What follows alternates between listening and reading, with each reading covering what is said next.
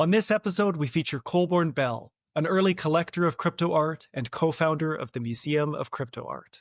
I really enjoyed hearing the role that MOCA has played in the emergence of the crypto art movement. Colborn understands the values at the heart of the crypto art movement, and his approach to collecting reflects this expertise. We also had a chance to talk about Art Decos, the PFP collection recently released by MOCA. So without further ado, let's dive into our conversation with Colborn Bell. So Colborn, what does crypto art mean to you? Wow, what a question. What does crypto art to me? I think at this point, crypto art is more a promise than it is anything that we have fully realized or manifested. I think it is the idea that, there is a group of creative, conscientious individuals that are looking to shift very large dynamics, whether that is financial, whether that is contemporary art, into a way that returns power to them. And they're doing it through a leveraged lift of novel technologies, through new types of symbols, through new visual mediums that are appealing to broader audiences, that are connecting with more people, that begin to disintermediate a centuries old contemporary art scene that maybe they feel is stagnant in the face of exponentiating tech. Giving power back to the people. I like that. That was a great response. Lots of elements to dive into. I thought maybe we could back up a little bit and ask what first piqued your interest in crypto art as an emerging art movement. I mean, that's an interesting question. So, there's various steps I took to get here, but I think one of the most pivotal was a 2018, 2019 app called Additional. And this was very exciting for me because, it took a familiar interface similar to Instagram, and suddenly everything was rare and collectible. So people could post whatever, you could collect whatever. And that was exciting because there was less of perhaps like the panopticon of Instagram of seen and being seen and how do you present, and more of just an idea to share, and that this moment has some inherent rarity in it. And then, moving over to kind of a platform like Super Rare, I just found that it felt like the inevitable way in which we would be experiencing, sharing, and collecting art as the society moves more natively digital. So you got a sense as to what some of those early trends were, maybe guessing that we're going to be heading in that direction of being able to acquire and collect scarce digital goods. And just kind of the novelty of the experiments, the types of things that people were putting online, the experiences that I had maybe in the 2017 ICO boom, the fallout from that, so much maybe hope or promise, or how could these, utopian ideals be communicated and then translated and then fall so flat when put into practice. There was, I think, a lot of emotion in that journey amongst the early crypto artists, which reflected a lot of the emotion that I was experiencing. And then, there was another exponentiating wave of that when COVID hit, the feelings of uncertainty, wondering how we were all going to connect. And that kind of, I think, imbued these objects with a profound power. Much of the crypto space ebbs and flows between euphoria and not disillusionment, but everyone feeling like a bear market has arrived, everyone's bag holding from the previous boom. But you referenced a bit of utopian ideals, which feels like an element of a lot of early crypto art in particular. Can you talk a little bit more about that utopianism and maybe what you felt or saw others feeling early on within this movement? Yeah, I will say that on the one hand, I think this was undoubtedly the largest, fastest wealth transfer to the creative class in the history of the world. And I think for a lot of people, that was very, very exciting, the promise of that. what most people should have realized and prepared for was that that was obviously going to be unsustainable. And it's kind of sad what the media does, or the way things move towards centers of influence or star galaxy artists, when the movement was really founded on, we can all kind of do this together and we can band together to protect our rights and ensure royalties, and work with collectors to make sure everybody's needs are met. And where it was really kind of everybody together, it's, as the money dwindled, it became more player against player, and then trust fell, and suddenly there was no idealistic community left, because what we had promised to build collectively, we had failed to build. And I think that was just due to a lack of trust and vision over the long term. Just to follow up, Colborn, you mentioned at the end there a lack of trust. Do you think that the trust could be rebuilt? And if so, how? I just don't think, once a dream is deferred, it can never have kind of the same grandiosity or the same grandeur, or so. I don't know if it ever can be rebuilt. I think it was really just a moment in time. And that is, for me, that's almost okay. I think new exponential systems are going to kind of layer on top of all of this, so that new dreams are awakened. I still think the like zeitgeist of humanity is away from production and labor and into more creative pursuits alongside thinking machines. So it won't be, I think, just like the idea of slinging JPEGs is going to seem quite antiquated as these systems exponentiate. In 2020, you founded the Museum of Cryptoart, better known as MOCA. Why did you create MOCA, and what is the role of a crypto art museum? Interesting dynamic question. So let's start with why MOCA was created. At the time, just a recognition that there was, maybe not an abundance, but there were plentiful artists and there were plentiful marketplaces. If you just begin to look at the contemporary art world, it works in threes. You have your artists, you have your galleries, and you have your institutions. And it felt very much like the space needed a third wheel to kind of complete that storytelling cycle, in which you had the artists vouching for themselves, you had the marketplaces selling whatever, and then you wanted kind of an outside party that would begin to say, look at what these people are doing. This is important. This body of work is important because it's advancing the narrative X, Y, and Z, even if it was broadly the idea of, crypto art as a destabilizing force in the contemporary art world, which was why we chose the name MOCA as kind of a play on the other MOCAs. It was really meant to also be recognition that the idea of the physical institution was fading, that museums traditionally are where art goes to die, that we as a digital institution could continue to adapt and evolve and keep up with the timeline, as it were. So it was almost, the anti-institution institution, until it manifested itself into the entity. I think it was initially designed, in my mind, to be almost a parody and almost a challenge to people out there, that if they were collecting these things, would they put them in CCO architecture? Would they bring them into the metaverse? Would they design stories around the art that they were collecting?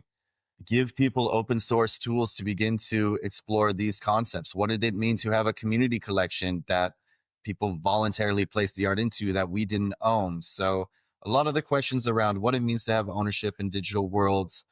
Would new people emerge as curators, as storytellers, or, kind of shining the mirror in their face and asking, are they really just gamblers? Are they really just farming clout? Are they really just riding momentum? And the answer is there were people that were both. Interesting to hear some new elements that I was unaware of in terms of the emergence of MOCA. The MOCA permanent collection contains works by more than 250 crypto artists. Can you tell us a bit about what guided the decisions in selecting those artists and works to include within the initial collection? Yeah, the criteria was very, very simple. It was one work from one artist who minted prior to December 2020. And that was also kind of, playing against the museum's chosen artists and saying that all of these people together en masse created this movement.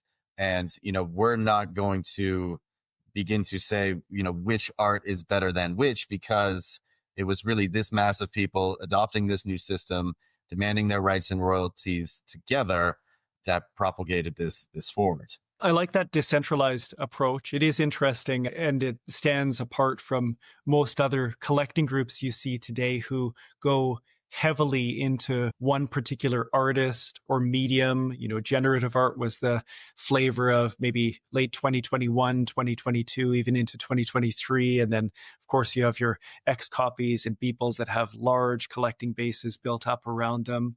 I'm interested as well in the timeline that you've referenced there. I'm curious if you're saying part of that crypto art dream died, some associate it with the Beeple Everyday's sale. Do you have a particular moment in time where you see a major transition from that belief in the promised dream of crypto art and maybe where it began to lose some of its luster? I think it was the Beeple sale, and I think it was less about Beeple and more of the design about what Medicovan was trying to do with the financialization of those assets, right? It was the wrapping of those assets into the B20 token. And that was when it moved away from an art movement into maybe something that had more of a wrapper to it. Makes sense. That marks a clear departure. That's a good distinction as well. I don't think as many trace it to that financialization piece rather than just the fact that an artist had a big sale. Are there particular works of art that you view as an essential part of the history of crypto art? I love the Hexiosis piece that I think is just called Crypto Art. And this is somebody that's known for their, wild, colorful looping animations. And, it's funny because I think they resent ever making this piece, but I love this piece so much. It's just text-based. And again, it's very playful in its nature. So much of the early art was playful and poking fun at different things. We know a lot of money was a master at this. I think, that was another really tragic loss for the crypto art community. And I think crypto has always been good at this as well. And it was kind of a precursor to the meme coin craze of, taking a concept, tweaking it, playing around with it, and then it being kind of a parody, but a strong mirror to things we were dealing with that might seem absurd in I guess, a broader shared digital reality. I think a lot of money has come up in all of our conversations, and I really like you touching on the playfulness factor. I think that it's a big part of the movement, and where, memetics come in and where we can poke fun at one another and at things that are happening. And it all builds into the history of the movement. There's a million pieces that really speak and drive. And yeah, I think a lot of the early trash artists, there's a very crypto art spirit there. And then kind of the spam artists as well. And, I think also, the emergence of generative art as the kind of financial driver of this also was very subversive to kind of a crypto art movement. What I didn't expect was that putting the dollar sign so prominently first and having direct access to the artist would also kind of remove the idea of tastemaker or curator. And I found that in this, we kind of get a middling of the art. We get to consensus, or at least financial consensus. And instead of looking to the people that are really kind of pushing the envelope or moving things forward because this seems too weird or too out there, when the money is put first, there's less consensus or less time for consensus formation, especially through somebody who might be an expert and really stand by what that artist is doing, we fall a lot of times into aesthetic first instead of story or concept or meaning. And I think that is where, rightfully so, we just catch a lot of heat from people who are outside this world.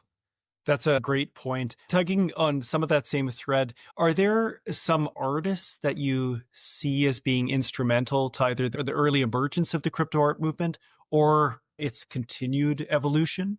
I mean, definitely. I think, people like Robness really inspired me. Max Osiris really inspired me in the beginning. Gary Cartledge, you mentioned Miss Al Simpson. Miss Al Simpson was the very first piece of crypto art that I bought. You mentioned Coldy, a lot of money was huge in my evolution, Da Vinci.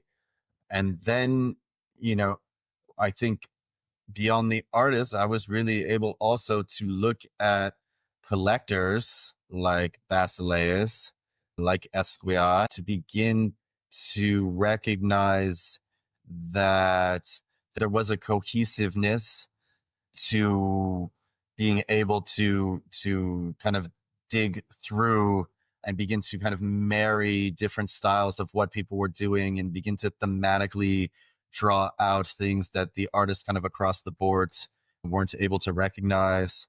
I think Brandon Walsh should also be recognized. That story is incredible. The list goes on and on. You mentioned Miss Al Simpson being the first artist that you collected from. What was the reason for that being the first work that you acquired? To put a reason on it, I can't. It's called Lady Luck. It's kind of a black and white silhouetted woman with a top hat type thing. And she's kind of laid out across a spiral, glitchy background. And, I think the line was, kind of like come what may or as the dice fall. And it might have been, 0.1 ETH at the time. It might have been $20, $30. So I bought that. And, I was just kind of on the super rare timeline. And then I bought a couple other pieces. And as I started to think more and more, I went deeper and deeper and deeper. And I just ended up buying everything I could.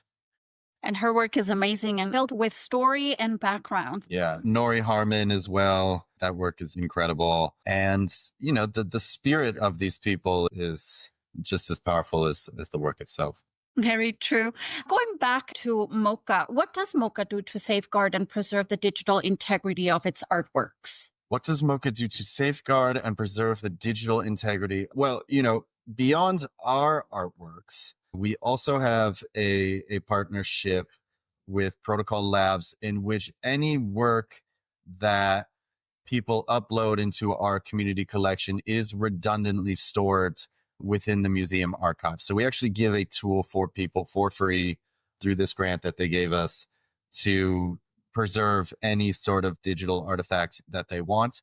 Beyond that, any curation that is done into our MOCA rooms is backed up on Filecoin. So people can know who curated which artists first and which shows they put on and went into the metaverse. We worked with them over, a period of maybe 6 to 9 months to bring this technology to people. I'm sure very few people know about it.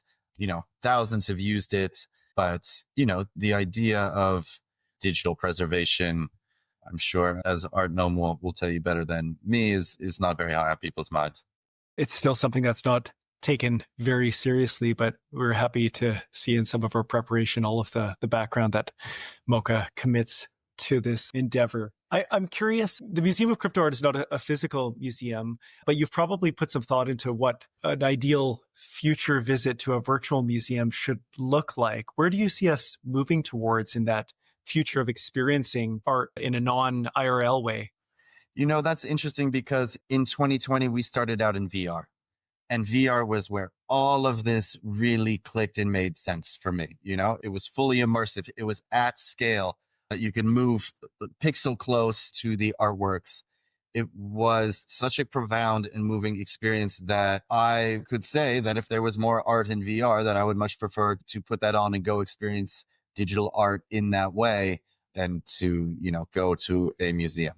2021, I think, was exceptionally regressive in our movement back into flat metaverse screens. And I get it because the VR hardware is not accessible for everybody and it's not particularly comfortable for everybody. But it's sad when you're out on the edge of something and really having an incredible experience to try and come back and compete for eyeballs and attention in the middle. For me, it always was the vision that we could meet in VR. We could have these avatars of our own design. And this was how we introduced people to the museum in the beginning. We would take 20, 30 people to our solo shows, and we were of the idea that, one by one, the dominoes will fall. Then everybody moved to on cyber, and suddenly nobody wanted to be in VR. They wanted to be in these gray boxes with just square art on the wall. And that was really disheartening for me because all of crypto art in my mind was about bending reality, playing without the rules or constraints in VR, call it physics, call it Euclidean geometry. There was so much more you could do in the digital realm. And then to try and attract the masses, we just brought it back into an experience to me that was uninteresting. It is funny with so much technology first adoption within this space that we took that step backwards because it really feels like the perfect medium to be exploring, experimenting with VR. So hopefully that's something that's still in the cards. Is that what you're thinking? It's a bit of a catch-22. I went from VR and then started playing around in AR because I thought that might be an adequate bridge. And then, we were doing a lot of work in HyperFi, and I have to say HyperFi was incredible relative, in my opinion, to the other kind of 2D metaverses. But, we've seen Apple now backtrack on their AR device, and they're not going to put any more into production. What I think the narrative of 2025 is going to be around AI and agent tech. So how can we begin to utilize LLMs to really create a DAO that fulfills the decentralized desire of the museum to incorporate the stories of the contributors, to incorporate the artwork that they've collected, what they know about the artist, what they feel is important, who they see is out on the margin. And then the idea of the museum can serve as an aggregator for all of those stories and opinions. Because right now it still feels that there is an influencer cabal. There's too much centering around the individuals and what those people are doing. I think all of that, it's funny to have fallen so far backwards, but it felt to me like that was what everybody was trying to escape. The artists from their own kind of obsolescence or being overlooked in the contemporary art world are now kind of beholden to the idea of individual gatekeepers of the space. Not that there's really too much crazy money flying around right now. That goal of removal of intermediaries, one of the most central to both the cryptocurrency and crypto art movements, has certainly been interrupted. Let's hope that's only temporary, but it's a bit of a downtrodden path right now. We'll see who survives. It's hard to want to disintermediate everything, but also to some extent we're reliant on aggregators. I guess that kind of takes the form or idea of these marketplaces. I know a lot of people are under considerable financial strain.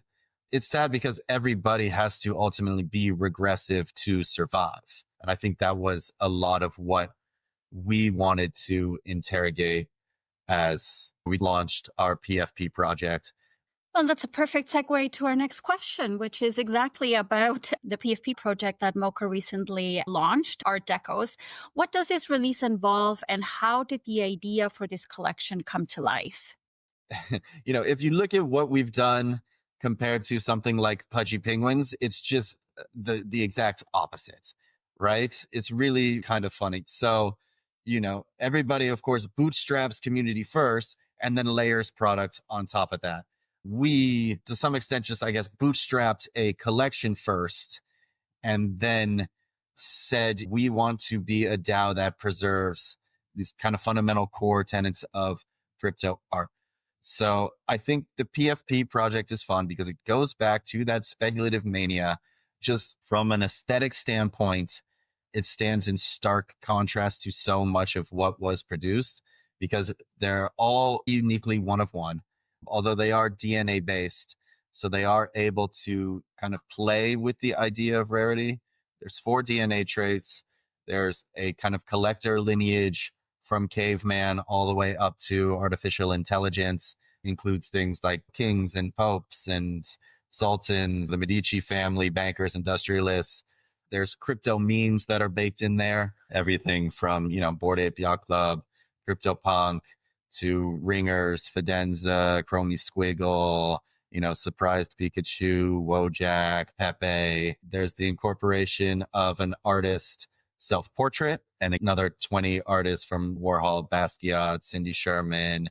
And then there's a piece from our collection. And what we were trying to do, I think, is one, to show the lineage, to put it on a continuum in the evolution of art, to speak to both the collectors and the artists that drove these movements, and the way memes are shared, and who were the artists that brought this new movement forward, and try and capture that into a visual aesthetic that could represent the amalgamation of all the things that we are experiencing and the digital identity that we are choosing to express, which to me is so much deeper than any, X animal on some random background with like a hat and an eye patch.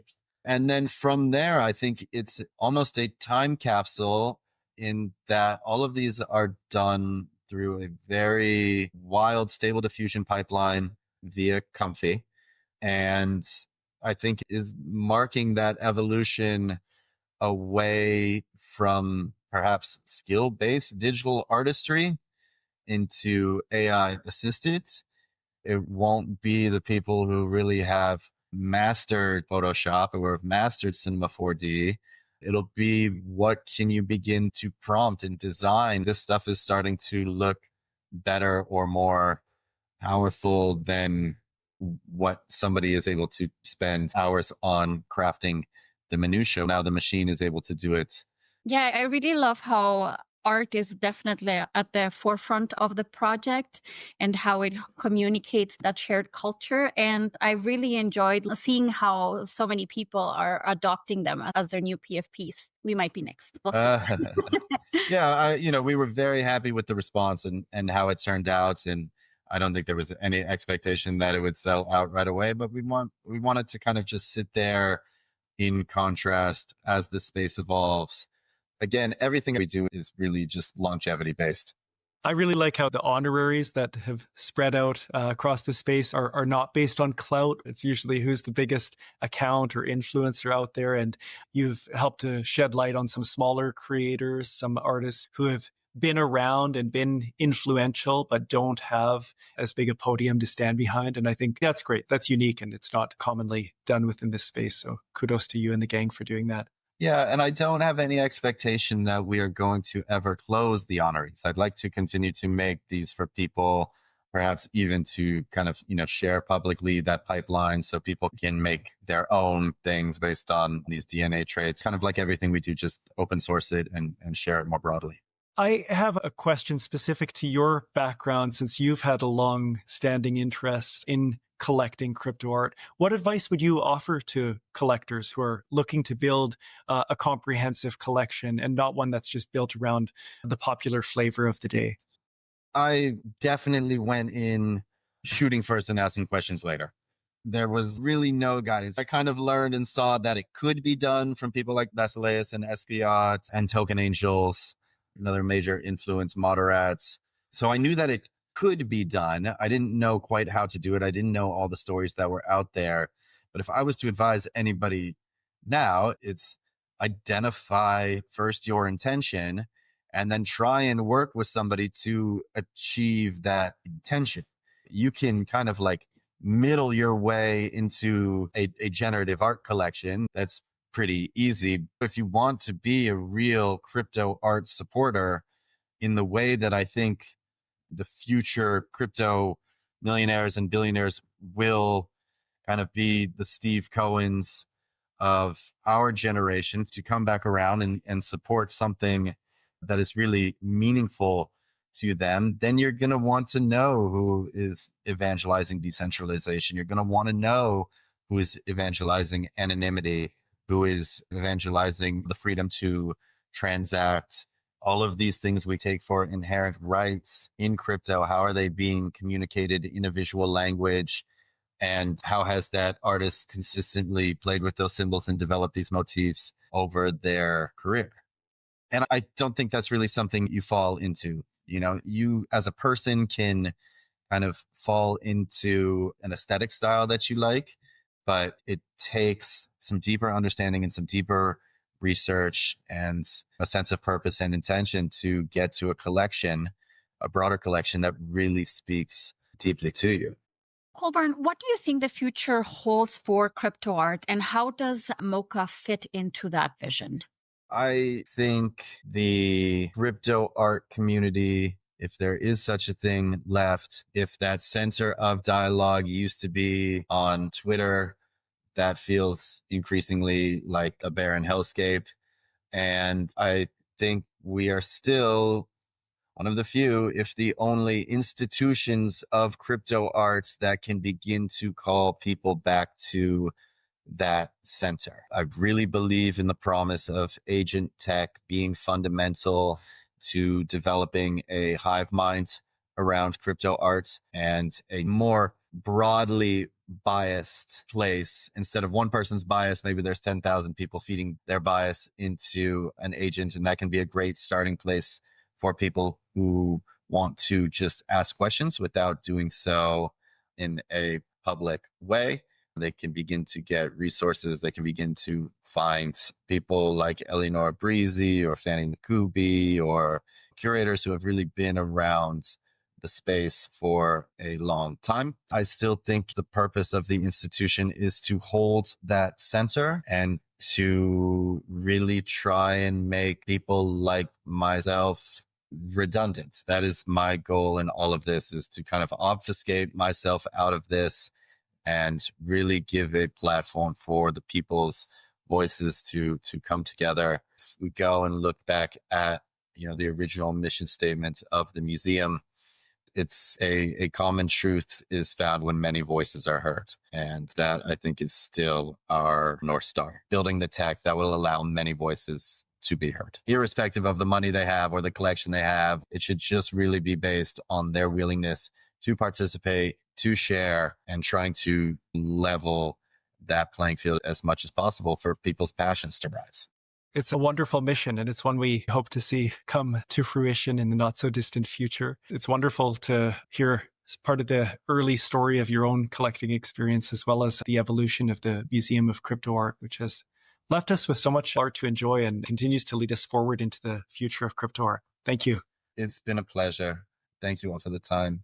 Thanks for listening to this conversation. If you enjoyed it, please subscribe and leave us a review. And keep an eye out for the next episode of The Collector's Call.